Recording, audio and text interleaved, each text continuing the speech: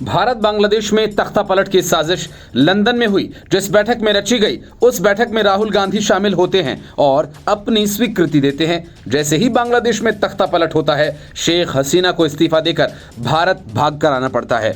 बांग्लादेश की सड़कों पर खून खराबा शुरू हो जाता है। तख्ता पलट के नाम पर हिंसा वहां के अल्पसंख्यकों के खिलाफ शुरू हो जाती है और कांग्रेस सहित पूरा विपक्ष न सिर्फ चुप्पी साध लेता है बल्कि कांग्रेस के नेता बांग्लादेश जैसे भारत के हालात होने की बात करने लगते हैं। मणिशंकर अय्यर कहते हैं कि यहाँ भी बांग्लादेश जैसे चुनाव हुए, इसलिए भारत में भी वैसे ही हालात हो सकते हैं। सलमान खुर्शीद भी इसी तरह की बातें करते हैं। राहुल गांधी का खालिदा जिया के बेटे तारिक हसन के साथ बैठक करना, तख्ता पलट की साजिश करना और फिर कांग्रेस के नेताओं की बयानबाजी, ये सब अनायास नहीं है। माना जा रहा है कि इसके पीछे कांग्रेस की कोई सोची समझी साजिश है।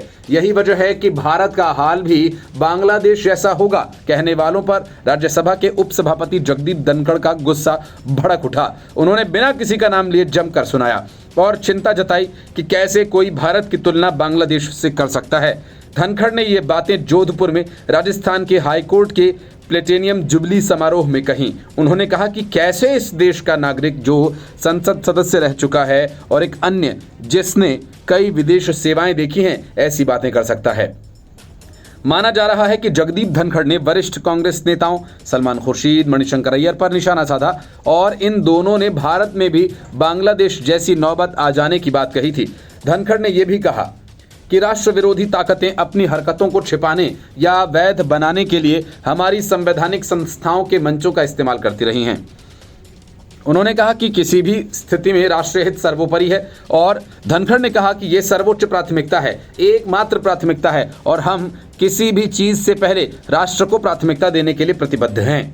राज्यसभा के सभापति ने यह भी कहा कि विधायिका निर्णय नहीं लिख सकती, किसी भी तरह न्यायपालिका कानून नहीं बना सकती या ऐसे निर्देश नहीं दे सकती जो कानून से परे हों। उन्होंने कहा कि इस संविधान में सभी संस्थाओं की भूमिका का स्पष्ट उल्लेख है और अगर एक संवैधानिक संस्था के क्षेत्र में दूसरे का अतिक्रमण हो तो ये खतरनाक होगा। धनखड़ ने कहा कि हमारे लोकतंत्र के लिए नापाक मंसूबे वालों से संस्थाओं को बचाने के लिए काम करें और अगर कुछ पैठ बनाने में कामयाब हो जाते हैं तो चुप न रहें, उन्हें बेअसर करें। उन्होंने आगाह करते हुए कहा कि भारत विरोधी ताकतें हमारी प्रगति में बाधा डालने की कोशिश कर रही हैं, विभिन्न स्तर पर काम कर रही हैं। ये ताकतें हमारी संवैधानिक संस्थाओं को निशाना बना रही हैं, उन्हें कलंकित और कमजोर कर रही हैं। उन्होंने कहा कि किसी राष्ट्र की न्यायिक प्रणाली और उसकी कार्यक्षमता उसकी लोकतांत्रिक जीवंतता को परिभाषित करती है। किसी भी सरकार के लिए एक स्वतंत्र न्याय प्रणाली आवश्यक है क्योंकि ये जीवन रेखा है।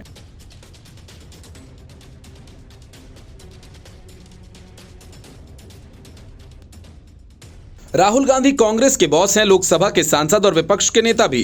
वे कांग्रेस की तरफ से पीएम इन वेटिंग भी हैं, मतलब कि राहुल गांधी भारत के नागरिक हैं, लेकिन वे अपना रिटर्न ब्रिटेन में भरते हैं। जैसे कि राहुल गांधी के ब्रिटेन में रिटर्न भरने की खबर आई, एक बार फिर से राहुल गांधी की नागरिकता पर सवाल उठ गया। ये सवाल किसी दूसरे ने नहीं बल्कि उन्हीं के नेता सुब्रमण्यम स्वामी ने उठाए, जो पहले भी राहुल गांधी की नागरिकता की जांच की मांग कर चुके हैं।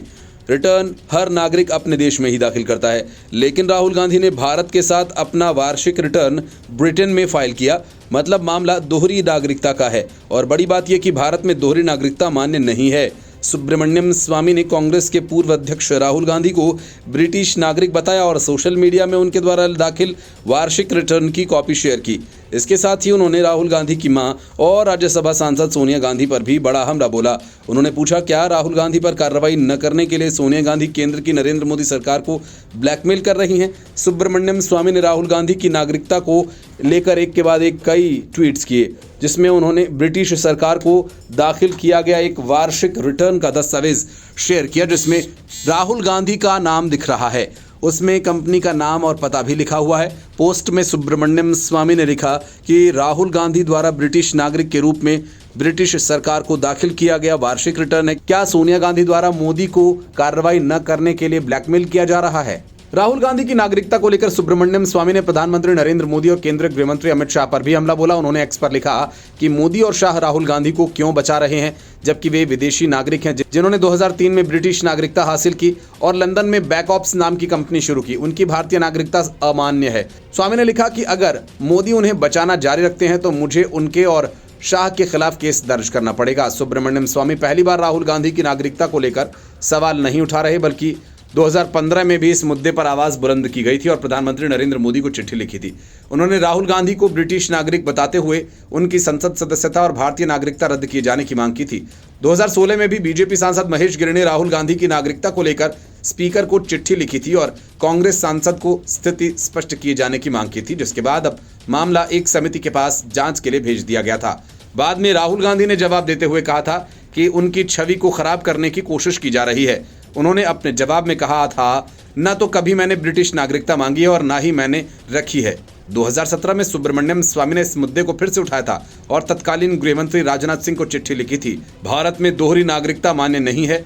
कोई भी नागरिक केवल एक देश की नागरिकता रख सकता है। भारत का नागरिक किसी अन्य देश की नागरिकता नहीं ले सकता।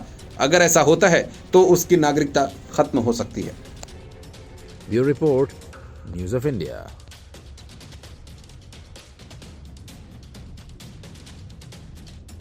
Arvind Kejriwal hit and run politics के मास्टर हैं और इन दिनों राहुल गांधी और कांग्रेस भी उसी रास्ते पर हैं। लेकिन ये बात तो देश की सियासत की हुई। अमेरिकी शॉर्ट सेलर फर्म हिंडनबर्ग अरसे से यही काम कर रही है। हिंडनबर्ग ने पहले अडानी ग्रुप को निशाना बनाया और एक रिपोर्ट जारी कर दी। शेयर बाजार में उथल पुथल मचा दी। इन सब के बीच हिंडनबर्ग ने मोटी कमाई कर ली।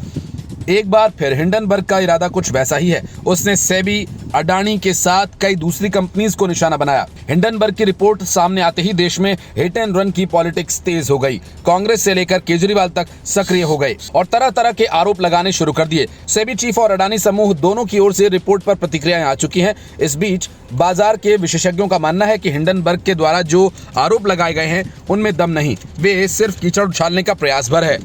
Kotak Mahindra asset management company के प्रबंध निदेशक नीलेश शाह ने एक व्हाट्सएप ग्रुप में हिंडनबर्ग रिसर्च की नई रिपोर्ट पर प्रतिक्रिया देते हुए कहा कि पुराने जमाने में जब ऋषि मुनि यज्ञ करते थे तो उस समय दानव यज्ञ को अपवित्र करने के लिए सामने आते थे। हिंडनबर्ग उसका परफेक्ट उदाहरण है। सिर्फ इस उम्मीद में कीचड़ उछाला जा रहा है कि उससे सामने वाला गंदा हो जाएगा। शुक्र है कि अब सोशल मीडिया है, अब ऐसे नैरेटिव को तुरंत पकड़ लिया जाता है। मतलब साफ है कि हिंडनबर्ग का निशाना अडानी और सेबी के चीफ भारत को अर्थव्यवस्था के मामले में उलझाने का है, जिससे वे पटरी से उतारने को बेचैन हैं। हिंडनबर्ग ने ताजा मामले में बाजार नियामक सेबी चेयरपर्सन माधवीपुरी बुच और उनके पति धवल बुच के ऊपर अडानी समूह के साथ वित्तीय संबंधों का आरोप लगाया है। हालांकि दोनों पति पत्नी संयुक्त बयान जारी कर हिंडनबर्ग के आरोपों का खंडन कर चुके हैं। अडानी समूह ने भी शेयर बाजार को अपनी प्रतिक्रिया भेजते हुए कहा कि सेबी चीफ के साथ उसका कोई कमर्शियल रिलेशन नहीं है। इस बीच भारत के पूर्व आर्थिक सलाहकार केवी सुब्रमण्यम भी इस मामले में उतर पड़े। उन्होंने सोशल मीडिया एक्स पर कहा, हिंडनबर्ग की रिपोर्ट वास्तव में एक हिट जॉब है। वो कहते हैं कि मैं सेबी चेयरपर्सन माधवी को व्यक्तिगत रूप से लगभग 2 दशक से जान रहा हूँ। उनकी जगजाहिर ईमानदारी और बौद्धिक क्षमता को देखते हुए मुझे पूरा यकीन है कि वो हिंडनबर्ग के इस हमले को तितर बितर कर देंगी। इस तरह वॉइस ऑफ बैंकिंग के फाउंडर अश्वनी राणा ने कहा कि हिंडनबर्ग भारतीय अर्थव्यवस्था को निशाना बना रहा है और उसे तबाह करने के लिए बार बार सनसनी बना रहा है। बकौल राणा, अडानी समूह सिर्फ एक बहाना है। हिंडनबर्ग का असली निशाना भारतीय अर्थव्यवस्था है, भारतीय शेयर बाजार है। उन्होंने कहा कि हिंडनबर्ग की रिपोर्ट वास्तव में देश की सुरक्षा एजेंसीज के लिए एक चुनौती है। सरकार को ऐसे प्रयासों के खिलाफ कार्रवाई करने की जरूरत है। कांग्रेस और तृणमूल कांग्रेस से भी प्रमुख माधवीपुरी बुच और केंद्र सरकार पर लगातार हमलावर है। इस बीच कांग्रेस के राष्ट्रीय अध्यक्ष मल्लिकार्जुन खड़गे ने भी केंद्र सरकार पर निशाना साधा और कहा कि इस मामले की जांच होनी चाहिए। Bureau report, news of India. Maharashtra में विधानसभा चुनाव से पहले राज ठाकरे और उद्धव ठाकरे के बीच ठन गई है। राज ठाकरे के काफिले पर उद्धव ठाकरे की पार्टी के कार्यकर्ताओं ने सुपारी से हमला किया था, जिसके जवाब में मनसे कार्यकर्ताओं ने उद्धव ठाकरे के काफिले पर नारियल और टमाटर से हमला कर दिया। इसके बाद दोनों पार्टियों के रिश्ते सबसे बुरे दौर में पहुंच गए। हालात ये कि राज ठाकरे ने उद्धव ठाकरे के काफिले पर मनसे के कार्यकर्ताओं ने गोबर, नारियल और चूड़ियां फेंकने वाले कार्यकर्ताओं को बधाई दे डाली। मनसे ने उद्धव ठाकरे के काफिले पर गोबर और नारियल से हमला करने की जिम्मेदारी ली। मनसे का कहना है कि यह घटना पहले हुई थी जब शिवसेना के सदस्यों ने राज ठाकरे के वाहन पर सुपारी फेंकी थी। मनसे नेता अविनाश जाधव ने आगे किसी भी उकसावे पर कड़ी प्रतिक्रिया की चेतावनी दी है। उद्धव ठाकरे के काफिले पर हमले को लेकर शिवसेना यूबीटी नेता आनंद दुबे ने कहा कि हमें अब पता चल गया कि राज ठाकरे और उनकी पार्टी को सुपारीबाज क्यों कहा जाता है। संजय राउत ने हमला करने वालों को चेतावनी देते हुए कहा कि ऐसा अपराध दोबारा मत करिए क्योंकि गड़बड़ हो जाएगा। आपके घर में माता पिता बच्चे हैं। संजय राउत ने कहा काफिले पर रात के अंधेरे में फायदा लेकर चुप कर हमला किया गया क्योंकि हमला करने के लिए हिम्मत चाहिए। जान बचाकर भाग गए, अगर सामने आते तो कुछ गलत हो जाता। आप ऐसा मत कीजिए, आपके घर में बच्चे हैं, माता पिता हैं, पत्नी है, हमें चिंता है। इस प्रकार का अपराध फिर मत कीजिएगा क्योंकि गड़बड़ हो जाएगी। संजय राउत ने कहा कि आपसे कोई हमला करवा रहा है वो अहमद शाह अब्दाली है। उसने महाराष्ट्र में इस तरह से अराजकता फैलाने के लिए सुपारी दी हुई है। आपका इस्तेमाल हो रहा है। आपके नेता सुपारी लेते हैं और चुप बैठते हैं, आपको एक दूसरे के खिलाफ लड़ाते हैं। ये ठीक नहीं। राज्य में ये करते रहिए, लेकिन आपका राजनीति में इस्तेमाल हो रहा है। विरोधियों पर हमला करते हुए संजय राउत ने कहा कि ये सुपारी गैंग है। मैं किसी पार्टी का नाम नहीं ले रहा हूं। चुनाव से पहले ध्यान हटाने के लिए महाराष्ट्र में अराजकता फैलाने का काम हो रहा है, ये ठीक नहीं। राज ठाकरे पर तंज कसते हुए राउत ने कहा कि हमारी पार्टी की तरफ से राज ठाकरे के काफिले पर हमला नहीं किया, वो हमारी पार्टी की भूमिका नहीं है। मैंने पहले भी स्पष्ट किया कि नामर्दगी उसे कहते हैं जो अंधेरे में फेंकते हैं और उसे शाबाशी देते हैं। सीएम शिंदे पर निशाना साधते हुए राउत ने कहा कि सामने आकर करिए, छुपकर क्यों करते हैं, डरते क्यों हो।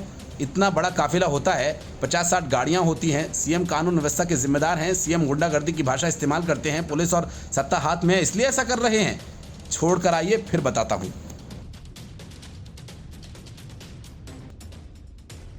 बांग्लादेश से पीएम शेख हसीना के इस्तीफा देकर भागने के बाद वहां हालात लगातार बिगड़ते जा रहे हैं।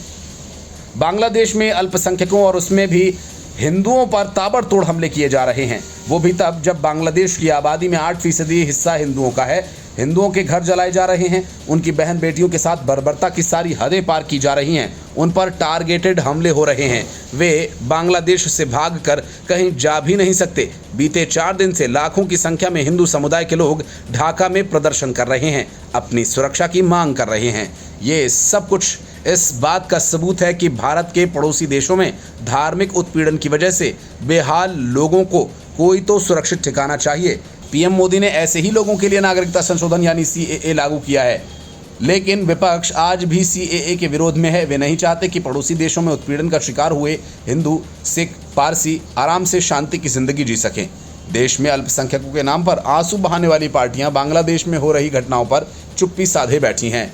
बांग्लादेश का विरोध प्रदर्शन स्टूडेंट्स की लीडरशिप में शुरू हुआ। मांग थी आरक्षण को खत्म करने की, लेकिन इसके इतने भयावह मोड़ तब आए जब बांग्लादेश में विपक्षी पार्टी और कट्टरपंथी समूह जमाते इस्लामी उनके साथ आकर खड़ी हो गई। नतीजा ये कि अपना मकसद साधने के लिए हिंदुओं को निशाना बनाकर हमले किए जाने लगे, टारगेटेड किलिंग की गई। अभी भी खौफ का माहौल ऐसा बना कि तमाम हिंदू परिवार अपने घर नहीं लौटना चाहते। ढाका ट्रिब्यून की रिपोर्ट के मुताबिक ढाका में प्रदर्शन कर रहे हिंदुओं की मांग है कि उनकी सुरक्षा की जाए, उन्हें सेना का संरक्षण दिया जाए। जमाते इस्लामी इस दौड़ में सबसे विपक्षी दल है। बांग्लादेश नेशनलिस्ट पार्टी से भी आगे निकल गई। परेशान करने वाली बात यह कि जमाते इस्लामी का बांग्लादेश के अस्तित्व का विरोध करने वाली ताकतों के साथ गठबंधन है। बांग्लादेश की आज़ादी से पहले वो अलग देश बनाए जाने का विरोध करती रही है। यहाँ तक कि बांग्लादेश मुक्ति संग्राम चल रहा था तब भी उसने पाकिस्तान सेना का सहयोग किया और वेबसाइट पर गर्व से लिखा कि वो चाहते हैं कि इस्लामिक कानून व्यवस्था लागू हो, यही उसका मिशन है। बांग्लादेश प्रोटेस्ट के दौरान तालिबान के झंडे लहराना इस बात का स्पष्ट सबूत है। जमाते इस्लामी का झुकाव किस ओर है, उनके एजेंडे में वही बातें हैं जो तालिबान कहता रहता है। दोनों के बीच स्पष्ट समानताएं हैं। अगर उनकी ताकत बांग्लादेश में और बढ़ती है तो निश्चित तौर पर बांग्लादेश का सामाजिक ताना बाना टूटेगा, कई तरह के खतरे पैदा होंगे, अल्पसंख्यकों पर हमले बढ़ते रहेंगे। मोहम्मद यूनुस ने बांग्लादेश में अंतरिम राष्ट्राध्यक्ष के रूप में शासन संभाल लिया है, लेकिन उनके लिए जमाते इस्लामी पर काबू पाना आसान न होगा। राजनीतिक और सांप्रदायिक तनाव से निपटना होगा, बांग्लादेश के भविष्य को भी बचाना होगा। भारत का संशोधित नागरिकता कानून कहता है कि हिंदू, सिख, बौद्ध, जैन, पारसी और ईसाई अगर प्रताड़ना की वजह से भारत आए तो उन्हें शरण दी जाएगी। उन्हें सिर्फ ये साबित करना होगा कि वे पाकिस्तान, अफगानिस्तान या बांग्लादेश से आए हैं। 31 दिसंबर 2014 को या उससे पहले जो भी भारत आ चुके हैं उनके लिए कानून लाया गया है। अब तक इस कानून के तहत लोगों को नागरिकता भी दी जाती रही है। ऐसे में आगे बांग्लादेश से आने वाले हिंदुओं को भी इसमें शामिल करने की मांग उठ सकती है।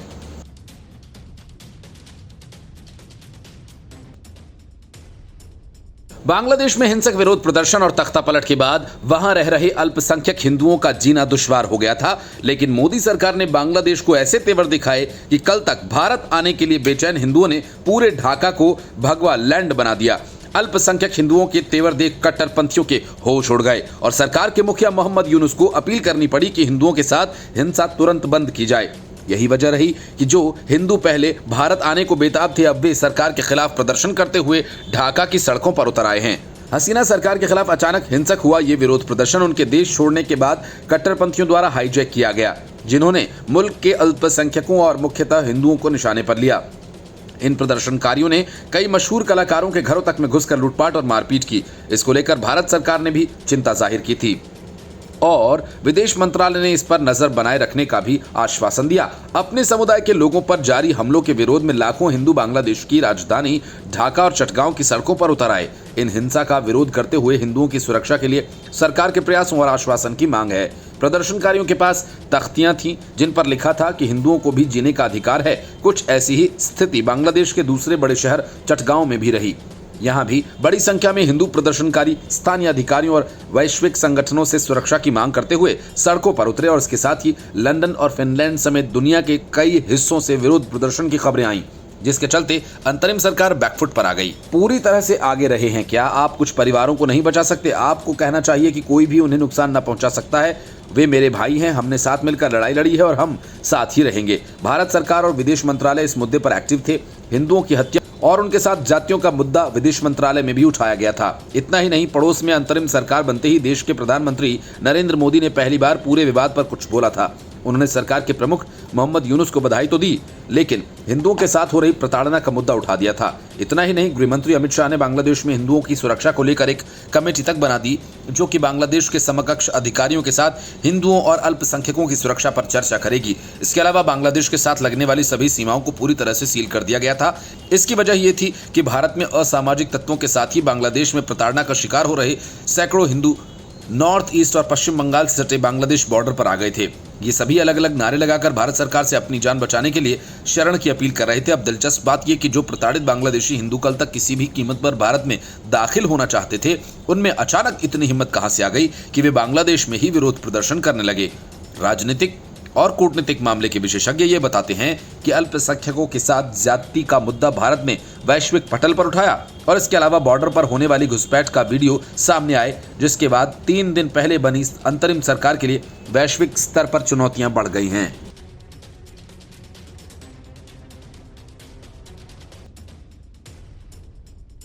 बंगला रेनोवेशन मामले में अरविंद केजरीवाल और उनकी पत्नी सुनीता केजरीवाल घिरते नजर आ रहे हैं।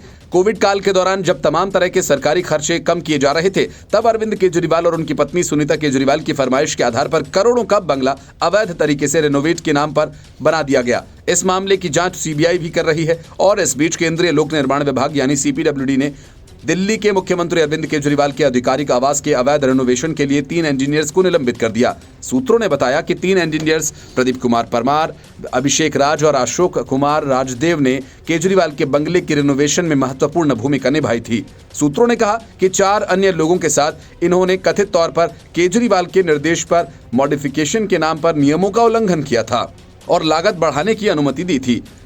अन्य 4 में से 2 को निलंबित किया जा चुका है और 2 अब रिटायर हो चुके हैं, जिनके खिलाफ कार्रवाई की तैयारी चल रही है। मतलब अरविंद केजरीवाल के लिए अवैध तरीके से बंगले के निर्माण मामले में अब तक 7 लोग निपट चुके हैं। माना जा रहा है कि इस मामले में तत्कालीन पीडब्ल्यूडी मंत्री और अरविंद केजरीवाल भी जांच के घेरे में हैं, जिनके आदेश पर यह सारा घोटाला किया गया और सरकारी खजाने को करोड़ों का चूना लगा।